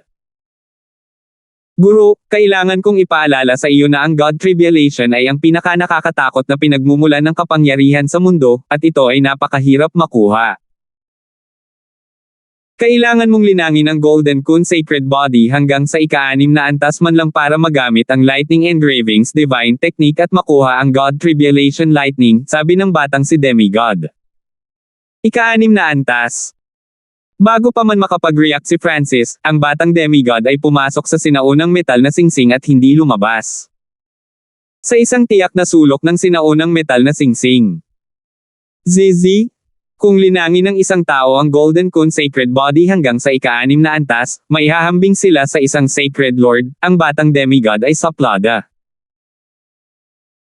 Ang anumang pamamaraan o pamana na umabot sa antas ng isang emperador o sagradong Panginoon ay nangangailangan ng hindi maisip na pagsisikap at oras upang linangin, at ang mga diskarte sa pagpapalakas ng katawan ay 10 beses na mas mahirap sanayin kaysa sa mga karaniwang pamamaraan. Higit pa rito, ang mga normal na tao ay hindi man lang makapaglinang ng Golden Kun Sacred Body. Sa loob ng cabin ng kapitan, umupo si Francis, at tinakpan ng source ng True Yuan ang golden-colored blood pearl, na hindi nagtagal ay sumanib sa katawan ni Francis. Ang Golden Kun Sacred Body ay isang pamamaraan na ipinasa sa mga bloodline, at ang impormasyon ay itinatak sa mismong dugo at buto ng isang tao. Ang isang malaking halaga ng impormasyon sa lalong madaling panahon ay sumanib sa laman at dugo ni Francis. Ang mas kakaiba ay ang pamamaraang ito ay kailangang maunawaan ng katawan, ibig sabihin ay hindi nakakatulong ang talento ng kaluluwa ng isang tao. Golden Kun Sacred Body, isang kabuoang 7 antas, at maaaring maabot ng isa ang antas ng katawan ng isang demigod at maging walang kapantay laban sa sinumang hindi Diyos. Upang linangin ito, kailangan ng isang tao ng pinakamataas na linya ng dugo at talento na nagpapalakas ng katawan. Nakatanggap si Francis ng ilang impormasyon, at nagsimulang maging malungkot ang kanyang mukha pagkatapos basahin ito. Naloko ako, kinagat ni Francis ang kanyang mga ngipin na may madilim na ekspresyon. Ang Golden Kun Sacred Body ay talagang isang divine technique na nagpapalakas ng katawan at sulit ang hinihinging presyo, ngunit ang mga kinakailangan ay masyadong mahigpit, at ang pag-unlad ay mabagal kahit na matugunan mo ang mga kinakailangang iyon. Nangangailangan ito ng peak body strength and ng bloodline para lang mahusay na linangin ito na kung ano mismo ang walang talento ni Francis. Ang kanyang talento at bloodline ay ganap na soul-based. Nakakatawa. Ang unang naisip ni Francis ay bunutin ang demigod na si Cain at bigyan siya ng malakas na pambubugbog, ngunit kung iisipin, ito ay labag sa kanyang salita. Pagkatapos ng lahat, ang batang demigod ay talagang nagbigay sa kanya ng Golden Kun Sacred Body, at ito mismo ang sinabi niya. Higit pa rito, hindi nito sinabi na hindi ito kayang linangin ng mga normal na tao, mas mahirap lang. Puro in terms of the deal na ginawa nila, hindi niloko ng batang demigod si Francis. Sa aking talento, hindi ko maaabot ang ika-6 na antas ng Golden Kun Sacred Body kahit na magkaroon ako ng 1,000 taon, nag-isip sandali si Francis at umiling. Isinasantabi ang Golden Kun Sacred Body, kahit na ang mas simpleng mga diskarte sa pagpapalakas ng katawan ay magtatagal sa kanya upang linangin. Sa makatuwid, pansamantalang sumuko si Francis sa Golden Kun Sacred Body. Sinimulan niyang suriin ang Lightning Engravings Divine Technique. Maaring ang linangin ni Francis ang Lightning Engravings Divine Technique. Pagkatapos ng lahat, ang kanyang lakas ng kaluluwa at antas ng pag-unawa ay sapat na. Dahil dito ay bahagyang gumaan ang pakiramdam niya. Ito ay malinaw na ang batang demigod ay may malaking kamalayan. Kung ang parehong mga diskarte ay hindi matutunan, malamang na magdudulot ng gulo si Francis. Ang batang demigod ay lubhang matalino. Ang isa sa mga pamamaraan ay madaling malinang, at habang ang isa ay magtatagal magpakailanman, maaari rin itong linangin. Hindi nawala ang kalmado ni Francis. Kung masyado siyang galit, matatawa lang iyon sa batang si demigod. Kung hindi gagana ang pagpapalakas ng katawan, titingnan ko kung mababago ko lang ang proseso ng pag-iisip sa likod nito. Nagsimulang mag-isip si Francis.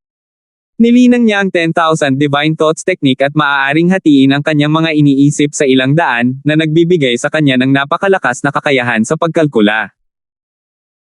Una, binaliwala ni Francis ang ideya ng pag-asa sa ika-6 na antas ng Golden Kun Sacred Body. Alam niya na may tiyak na paraan para mapigil ang God Tribulation Lightning kahit na hindi naabot ang ika-6 na antas, tulad ng paggamit ng aura ng Ancient Dream Realm. Ayon sa pagsusuri ni Francis, malamang na maaari niyang taglayin ang God Tribulation Lightning sa ika-4 o ika-5 antas ng Golden Kun Sacred Body. Nakakalungkot. Kung sisimulan ko muli ang aking cultivation at gagamitin ang Ancient Dream Realm Aura kasabay ng Golden Kun Sacred Body, madali kong maa-absorb ang God Tribulation Lightning at gamitin ito para pinuhin ang isang sagradong katawan. Bahagyang nagsisisi si Francis. Kung gagamitin niya ang pamamaraang iyon at magtagumpay, makakakuha siya ng Lightning Tribulation Sacred Body. Gayunpaman, walang oras si Francis para i-restart ang kanyang cultivation. Hinahabol siya ng Emperor of Death, at kailangan niyang lumakas ng mabilis. Makalipas ang ilang sandali. Ayan na. Natagpuan ni Francis ang isang spark ng pag-asa sa loob ng Lightning Engravings Divine Technique, na naglalaman ng impormasyon tungkol sa God Tribulation Lightning. Ang God Tribulation Lightning ay hindi lamang isang kapangyarihan na kumilos laban sa pisikal na dimensyon, maaari rin itong sirain ang kaluluwa ng isang magsasaka. Kung ang kaluluwa ng isang tao ay hindi sapat na malakas, sila ay mabibigo kahit na ang kanilang mga katawan ay perpekto. Ang demigod Cain ay malamang na nabigo dahil doon. Pagkatapos ng lahat, sa mga tuntunin ng lakas ng katawan, ang demigod Cain ay halos walang kapantay. Kaluluwa. Hindi ba doon nakasalalay ang talento ko? Nagbukas ang proseso ng pag-iisip ni Francis. Sa totoo lang, maaaring wala siyang bloodline na nagpapalakas ng katawan, ngunit ang kanyang talento sa kaluluwa ay maalamat. Hanggang ngayon, hindi pa nakakita si Francis ng sino man na ang talento ng kaluluwa ay mas mahusay kaysa sa kanya. Kung ang aking pisikal na katawan ay hindi kayang mag-imbak ng God Tribulation Lightning, kung gayon, paano ang aking kaluluwa? Isang nakakabaliw na pag-iisip ang lumitaw sa ulo ni Francis. Kahit ang demigod Kane ay hindi maglalakas loob na magkaroon ng ganoong pag-iisip. Ang pakikialam sa kaluluwa ay lubhang mapanganib. Ang God Tribulation Lightning ay hindi lamang isang purong pisikal na pag-atake. Kung ang katawan ay maaaring mag-imbak nito, bakit ang kaluluwa ay hindi? Habang patuloy niyang iniisip ito, naramdaman ni Francis na mas malamang na totoo ito. Gayunpaman, kahit na ang Lightning Engravings Divine Technique ay walang binanggit tungkol sa pagsipsip ng God Tribulation Lightning na may kaluluwa. Nangangahulugan ito na kailangan ni Francis na kopyahin ang teorya ng pag-iimbak nito sa katawan at ibahin ang anyo nito upang gawin itong mas angkop para sa kaluluwa. Ang espiritual na mata ng Diyos ay dalubhasa sa pagkopya. Sa Soul Sea, hinati ni Francis ang kanyang mga iniisip at naunawaan ang Lightning Engravings Divine Technique. Makalipas ang ilang araw, ang aking ideya ay magagawa. Si Francis ay napuno ng pananabik. Kung ang isang tao ay nakapag-imbak ng God Tribulation Lightning sa kanilang kaluluwa at gamitin ito sa kanilang bloodline, maaari nilang tamaan ang kaluluwa ng kanilang kalaban ng ilang God Tribulation Lightning. Hahaha. Kahit na ang kaluluwa ng isang emperador ay maaaring hindi makayanan ang aking mga pag-atake kung sila ay napuno ng God Tribulation Lightning, halos mapaungol si Francis sa tawa nang maisip niya ito. Napakabaliw ng kanyang ideya, ngunit kung magtagumpay ito, mababaligtad nito ang buhay ng iba. Higit pa rito, kung ang Soul Sea ni Francis ay maaaring mag-imbak ng God Tribulation Lightning, maaaring magamit niya iyon bilang isang transition sa pagpino nito sa kanyang katawan mamaya. Sa oras na iyon, magkakaroon pa rin si Francis ng pagkakataon na linangin ang Golden Kun Sacred Body at bumuo ng Lightning Tribulation Sacred Body. Perpekto. Ito ay perpekto. Si Francis ay may gana na sumigaw. Siyempre, siguradong hindi siya papayag na malaman ito ng batang demigod. Kailangan pa ring magpanggap ni Francis na labis siyang galit. Sa isang sulok ng sinaunang metal na singsing. Hehe. Itong si Francis ay may bundok ng kayamanan ngunit hindi ito magagamit. Ang tanging magagawa niya ay tingnan ito, ang batang demigod ay labis na mapagmataas habang naglalagay siya ng ilang karne ng Ancient Dream Realm sa kanyang bibig. Hindi lamang maaaring mapataas ng karne ang pagbawi ng kanyang bloodline, maaari din itong palakasin ang kanyang estado ng pag-iral, potensyal, at Golden Kun Sacred Body. Dahil siya ay muling nabuhay mula sa isang patak ng dugo, kailangan niya lamang ng 1 toneladang mapagkukunan upang mabawi. Hindi naman talaga siya naglilinang. Ito ang dahilan kung bakit gustong-gusto ng batang demigod ang karne mula sa Ancient Dream Realm. Maghintay hanggang sa matuno ko ang lahat ng karneng ito. Sa oras na iyon, ang lakas paglalaban ng aking pisikal na katawan ay maihahambing sa isang hari, at ako ay magiging walang kapantay pagkatapos kong sumanib sa demigod intent. Baka makalaban ko pa ang mga normal na emperor, tuwang-tuwa ang batang si demigod, ngunit hindi niya napansin ang isang pares ng mga mata ng pusa sa isa pang sulok na puno ng panunuya. Lumipas ang kalahating buwan sa isang kisap mata. Ginamit ni Francis ang kanyang 10,000 Divine Thoughts Technique at nakatutok sa Lightning Engravings Divine Technique, sinusubukang malaman kung paano maiimbak ng kaluluwa ang kidlat. Isang araw, binuksan ni Francis ang kanyang mga mata at isang malabong ngiti ang lumitaw sa kanyang mukha. Skeletal Division Leader, ilubog ang barko at pagkatapos ay iset up ang Ghost Corps First Array, utos ni Francis. Naiintindihan, inutusan ng Skeletal Division Leader ang ghost ship na lumubog sa karagatan. Ang walang limitasyong karagatan ay isang natural na sensory blocker.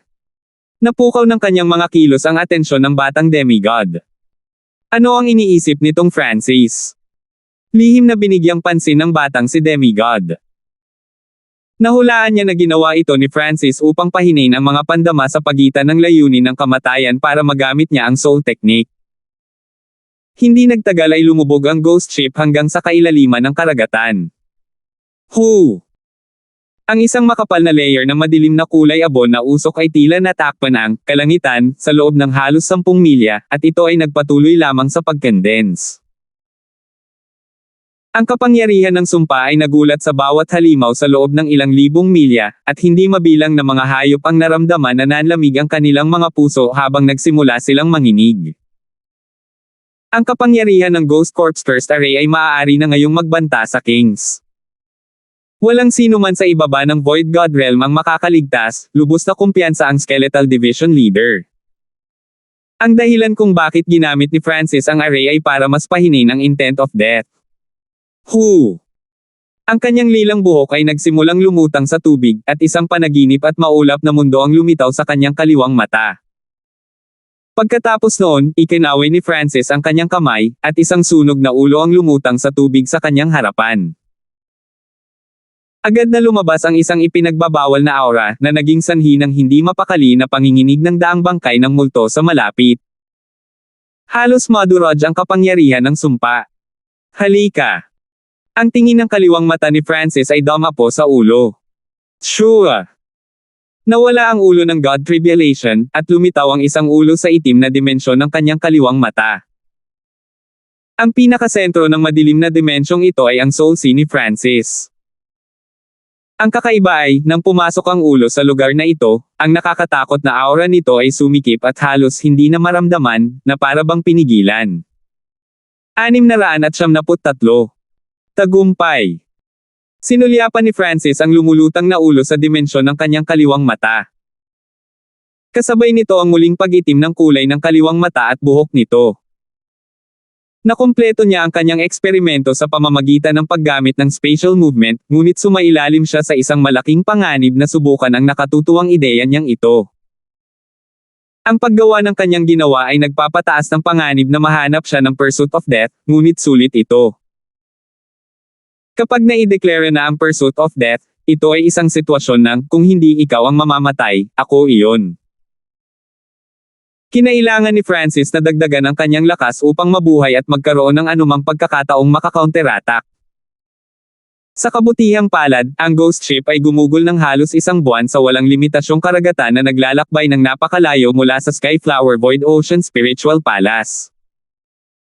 Binaba ni Francis ang layunin mula sa mata ng kamatayan hanggang sa napakababang antas, na lubhang nagpababa ng pandaman ng Emperor of Death.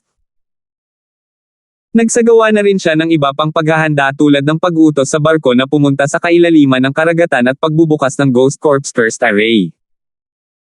Ginawa ang lahat para mapababa ang panganib ng paghahanap sa kanya ng Pursuit of Death. Maliban kung siya ay lubhang malas o ang Pursuit of Death ay nagkataong malapit na, ang kanyang eksperimento ngayon ay hindi dapat gumawa ng anumang mga problema. Ngayong ang ulo ay nasa Soul Sea ko, mas madali para sa aking kaluluwa na masipsip ang kidlat. Ipinikit ni Francis ang kanyang mga mata. Ang dimensyon ng kanyang kaliwang mata ay napakaitim bukod sa pinakagitna ang Soul Sea na halos 1,000 yarda ang lapad. Ang ulo ay lumulutang sa itim na lugar sa malapit, at ang lugar na ito ay pinaghihigpitan ni Francis, kaya walang aura na ilalabas, na nagpapahintulot sa kanya na gawin ang anumang gusto niya, kabilang ang paggamit ng kanyang kaluluwa kapangyarihan. Sa isang pag-iisip, isang surge ng I-intent ang tumakip sa ulo. Sa loob ng dimensyon ng kaliwang mata, ang aura ng ulo ng God Tribulation ay tila pinigilan, na lubhang kapakipakinabang para kay Francis. Kung hindi, ang aura lamang ang magpapanginig sa mga puso ng lahat ng buhay. Sure! Ang ulo ay inilipat ng I-intent palapit sa Soul Sea. Tumango si Francis sa kanyang ulo. Ang kanyang mga paghahanda ay naging mas mahusay kaysa sa inaasahan, at maaari na niyang gamitin ang kanyang kaluluwa kapangyarihan upang makipag-ugnayan sa ulo ng God Tribulation. Pagkatapos ay sinuri ni Francis ang Lightning Engravings Divine Technique. Ang Lightning Engravings Divine Technique ay idinisenyo upang itago ang kidlat sa pisikal na katawan ng isang tao o dantian, ngunit itatago ito ni Francis sa loob ng kanyang kaluluwa. Nakumpleto na niya ang balangkas ng kanyang hypothesis, ang kailangan lang niyang gawin ngayon ay patunayan ang teorya at gawing perpekto ito. Nangangahulugan ito na si Francis ay mag-iisip at magkalkula ng marami, ngunit dahil sa God's spiritual eye at sa 10,000 divine thoughts technique, ang mga kakayahan ni Francis sa pagkalkula ay medyo malakas. Parang kailangan niyang gumawa ng secret technique out of nowhere. Ang kailangan lang niyang gawin ay kopyahin ang Lightning Engravings Divine Technique at baguhin ito upang umangkop sa kaluluwa. Makalipas ang 7 araw, ang soul-based na bersyon ni Francis ng Lightning Engravings Divine Technique ay unti-unting nagiging mas malinaw at mas malinaw. Ngayon, ang kailangan ko lang gawin ay perpekto ito, na nangangailangan lang ng pagsasanay, inaabangan ito ni Francis. Kailangang subukan ni Francis kung talagang maiimbak ng kanyang kaluluwa ang kidlat. Magsimula na tayo. Nakatuon si Francis sa kanyang soul-based na bersyon ng Lightning Engravings Divine Technique at sinimulan itong i-circulate. Shua! Shua! Shua! Ang kanyang intent sa mata ay humantong sa ilang mga tipak ng malabong purple soul power at bumuo ng isang maliit na whirlpool. Ang whirlpool na ito ay sobrang kalmado, tulad ng isang maliit na puwersa ng pagsipsip na paminsan-minsan ay sumisipsip ng mga bagay. Ang kulay purple na whirlpool ay humipo sa ulo ng God Tribulation. Ang bahagi nito ay sumanib pa nga direkta sa ulo. Pagkatapos ng lahat, ito ay binubuo ng soul power. Boom! Nanginig ang kamalayan ni Francis. Para siyang tinamaan ng 10,000 kidlat ng sabay-sabay, at isang pamamanhid ang naglakbay sa buong katawan niya. Bam! Ang kapangyarihan ng Lightning Tribulation ay durog sa purple whirlpool, at ang kulay purple na soul sea ay yumanig. Ang sitwasyon ay mas mahusay kaysa sa inaasahan ko, sabi ni Francis. Ang kanyang kaluluwa ay hindi inatake ng Lightning Tribulation. Sa kabaligtaran, ang kanyang kaluluwa ay nagawang hawakan ang kidlat na tribulation, bagaman ang halaga ay napakaliit na ito ay maaaring baliwalain.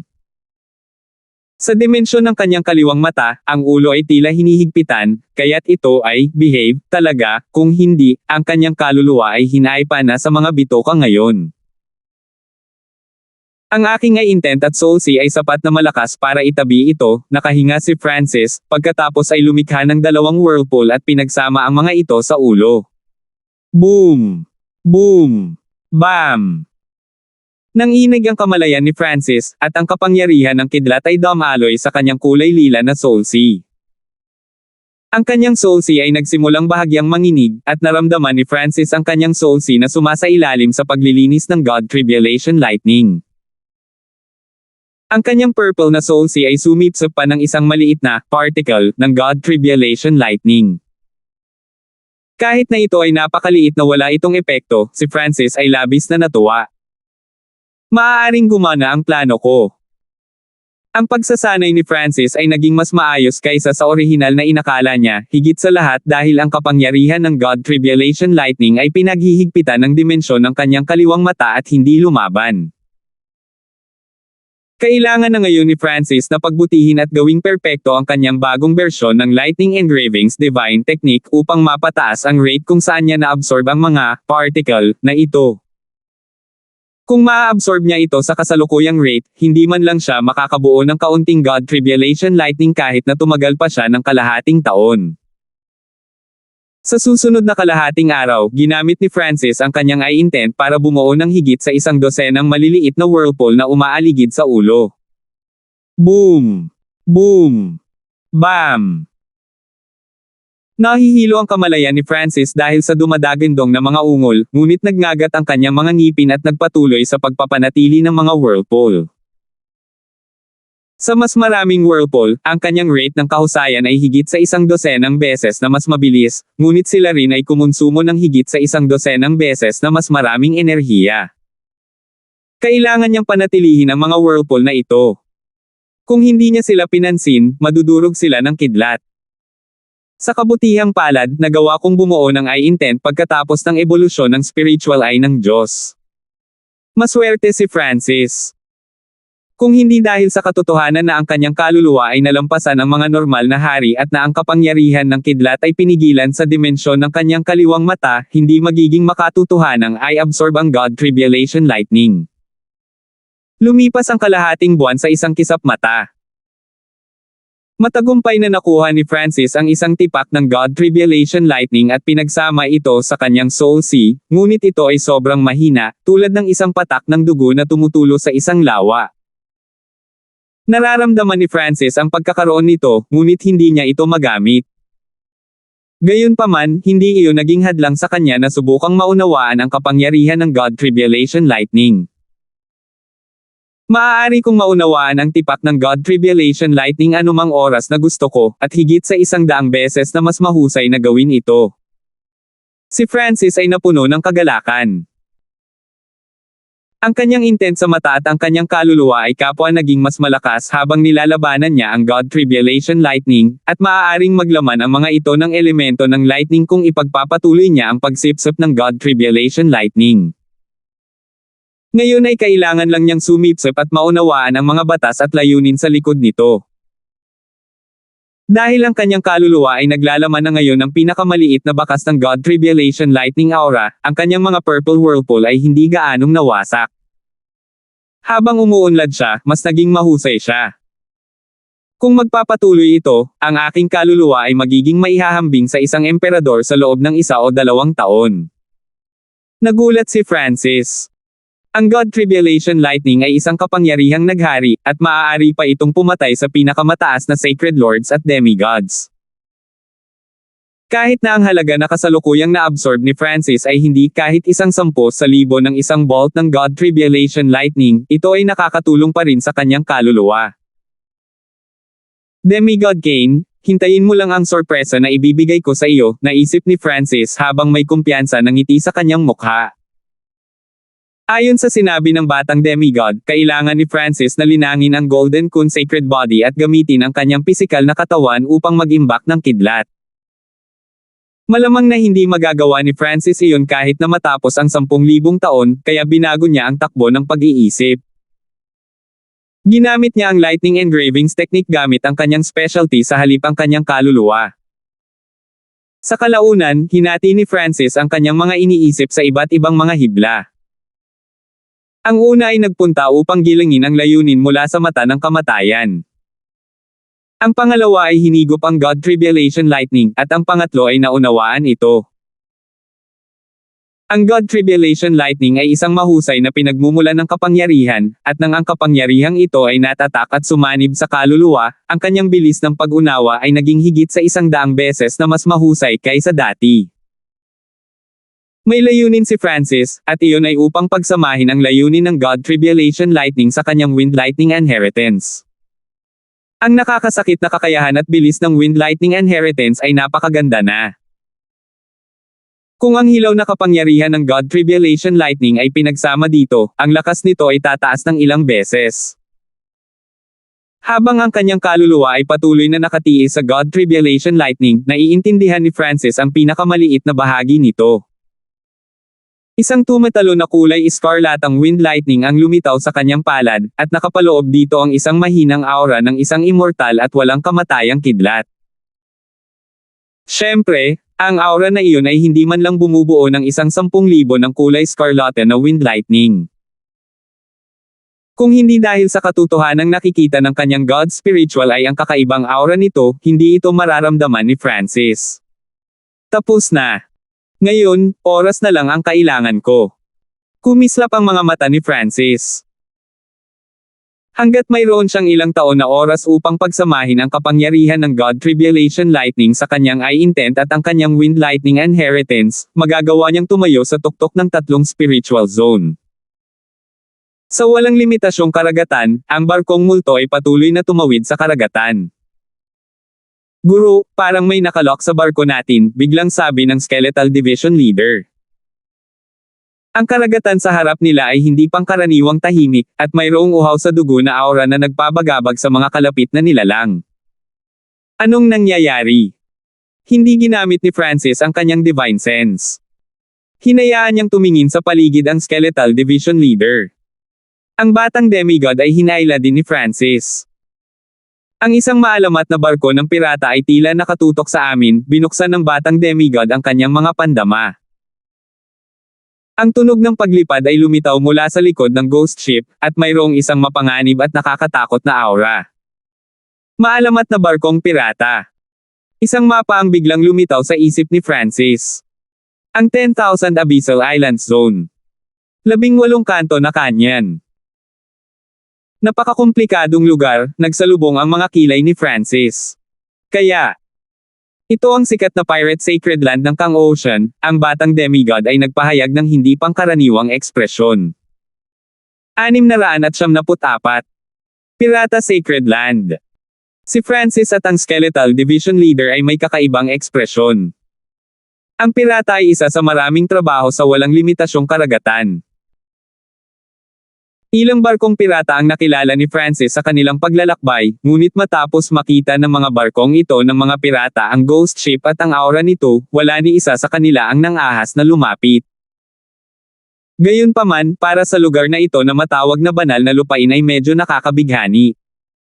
Talaga. Hindi ba ibig sabihin na marami tayong makikilalang pirata? Hindi napigilan ni Francis na dilaan ang kanyang mga labi. Mula pa noong Demigod Forgotten Garden, ang lakas ni Francis ay tumaas ng mabilis at marami na siyang nalinang na mga lihim na diskarte, ngunit hindi siya kailanman nagkaroon ng pagkakataon na subukan ang mga ito. Nag-flash din ang excitement sa mga mata ng Skeletal Division Leader. Nasa ilalim ng kontrol nito ang hanay ng Ghost Corps, na hindi mabilang na beses na mas malakas kaysa sa nakaraan. Ang 18 Corners Pirate Sacred Land ay hindi ganoon kaina. Ang bawat isa sa Pirate Kings dito ay malakas na Void God Realm Kings, at nakikipaglaban sila sa isa pa hanggang sa mapagpasyahan ang isang Pirate Emperor, sabi ng batang demigod. Nang marinig iyon, binawi ni Francis at ng Skeletal Division Leader ang kanilang underestimations. Siyempre, mayroon ding kakaibang mana dito ang mana ng Pirate Emperor, napahinto ang batang si demigod pagkatapos magsalita hanggang doon. Pirate Emperor Inheritance. Lalong kakaiba ang pakiramdam ni Francis. 12-dosenang milenya na ang nakalipas, mayroong isang Pirate Emperor na ang lakas ng pakikipaglaban ay sapat na mahusay upang sirain ang ilang 2 star na sekta. Ang lumulutang panaginip Sacred Land ay halos hindi siya natalo, ngunit bago siya namatay, lumikha siya ng isang mana na naglalaman ng lahat ng kanyang mga kayamanan. Mula noon, ang trono ng Pirate Emperor God ay nagpatuloy at nagpatuloy, sabi ng batang Demi. Tiningnan niya si Francis at ang Skeletal Division Leader na may mapaglarong ngiti habang ang kanilang mga ekspresyon ay nagsimulang maging solemn na. Ang 18 Corners Pirate Sacred Land ay isang lugar kung saan umunlad ang mga pirata, kaya tinawag na Sacred Land. Ang bawat Pirate King ay isang Void God Realm King, at lahat sila ay lumaban sa isa't isa hanggang sa mapagpasyahan ang isang Pirate Emperor. Whoosh! Nang mas naiintindihan ni Francis ang Pirate Sacred Land, lumitaw ang tunog ng paglipad. Kaagad pagkatapos, lumipad ang isang barko na may palo na may kulay dugo na ilang daang metro ang lapad. Ang kulay dugo na palo na barko ay isang maalamat na barkong pirata, at ito ay katumbas ng bilis ng barko ni Francis kahit na ito ay ilang beses na mas malaki. Sa barkong nasa harapan namin, mas mabuting huminto ka at maghanda para siyasatin, isang malamig at nangingibabaw na boses ang tunog. Sa sandaling tumunog ang mga salita, ilang kalahating hakbang na King Divine Senses ang bumaba sa ghost ship. Weng! Agad na bumagal ang takbo ng ghost ship. Ang 3 kalahating hakbang na hari na iyon ay naunawaan lahat ang ilang Heaven-Earth Magnificent Power, bahagyang naantig si Francis. Siya at ang batang si Demigod ay hindi naapektuhan, ngunit ang Skeletal Division Leader ay nakaramdam ng bahagyang pressure at kinabahan. Mukhang may king-level divine sense din, casual ang ekspresyon ng batang si Demigod. Kasabay nito, sa barkong may kulay dugo na palo. Weird. Isang payat na lalaki na may kulay dugo na buhok ang nagpakita ng kakaibang ekspresyon habang nakaupo sa isang trono. Ang kanyang mga mata ay kasing talas ng isang agila, at ang kanyang divine sense ay tumitingin sa buong ghost ship. Nakita niya ang isang kalansay, isang kabataang may mahinang aura, at isang 3 taong gulang na bata. Napaka-babyish ng boses ng bata, pero siya talaga ang divine sense.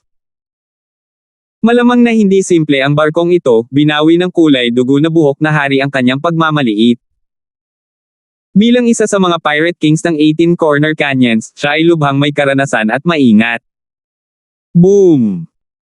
Sa isang pag-iisip, isang kulay dugo na liwanag ang nagsimulang pumuno sa hangin. Ang ghost ship na 100 milya pa ang layo ay agad na pinaghigpitin ng magnificent power. Kahit sinubukan nitong magpumiglas, hindi ito makagalaw.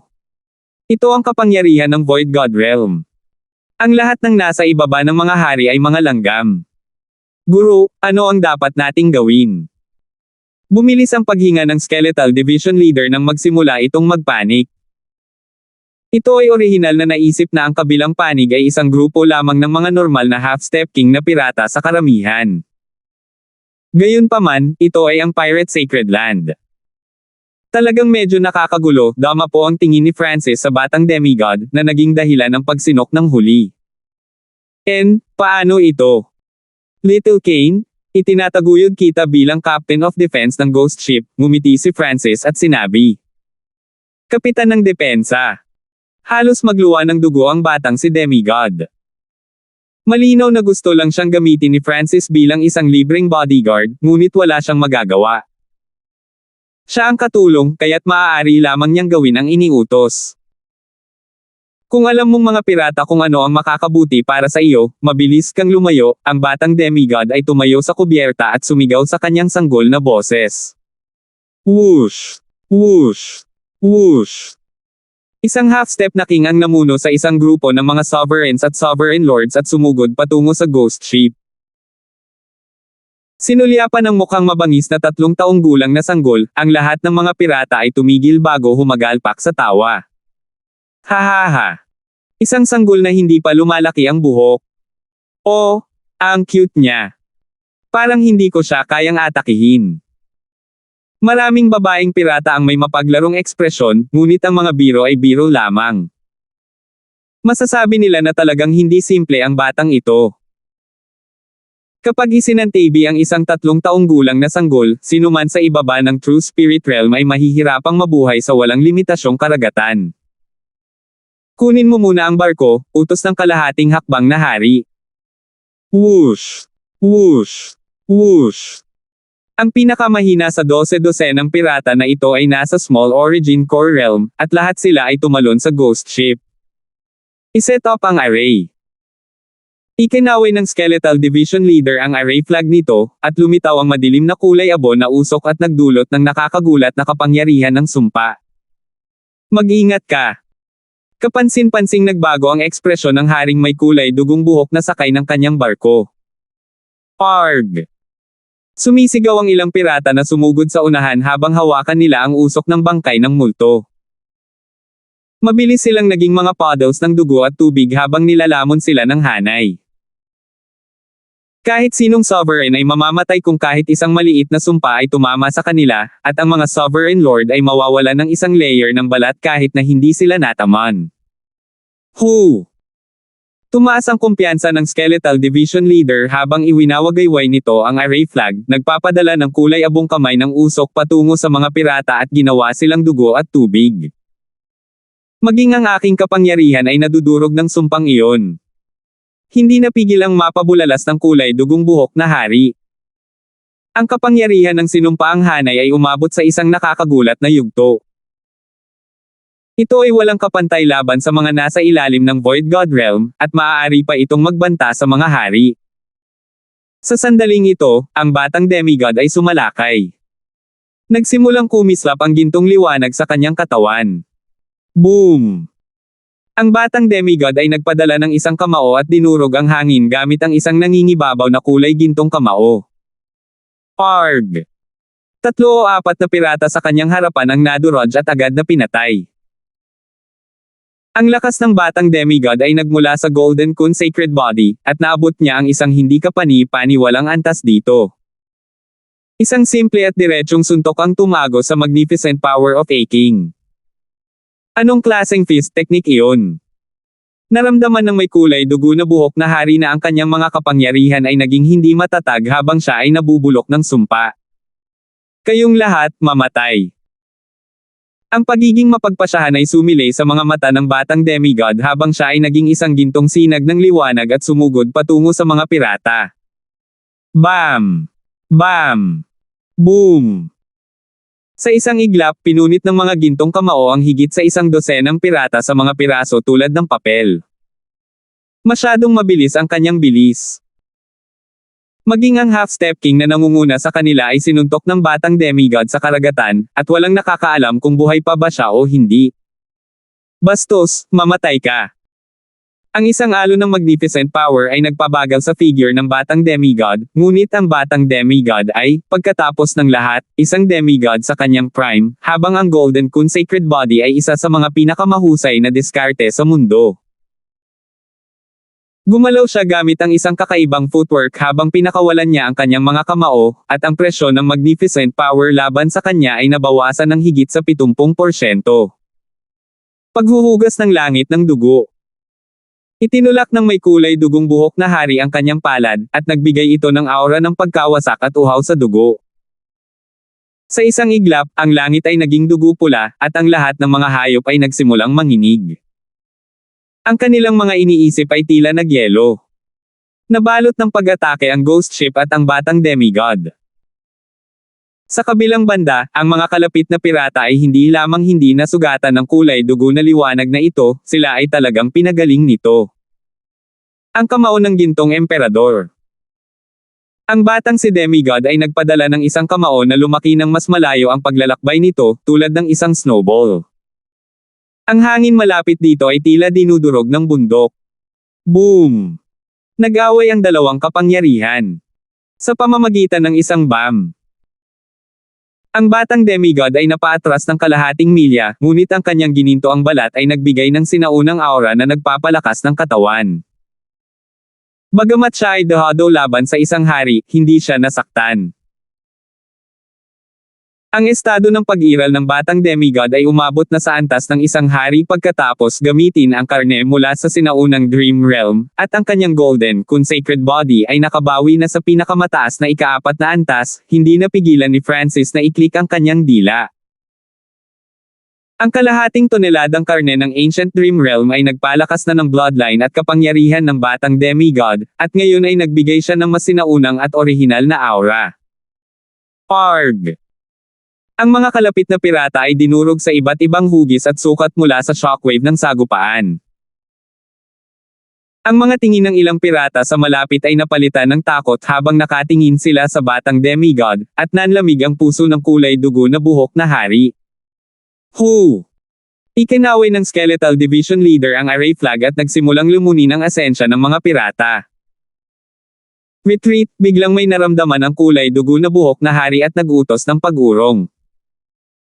Ang batang demigod at Skeletal Division Leader ay parehong nakaramdam ng kakaiba habang nakatingin sila sa mga umaatres na pirata.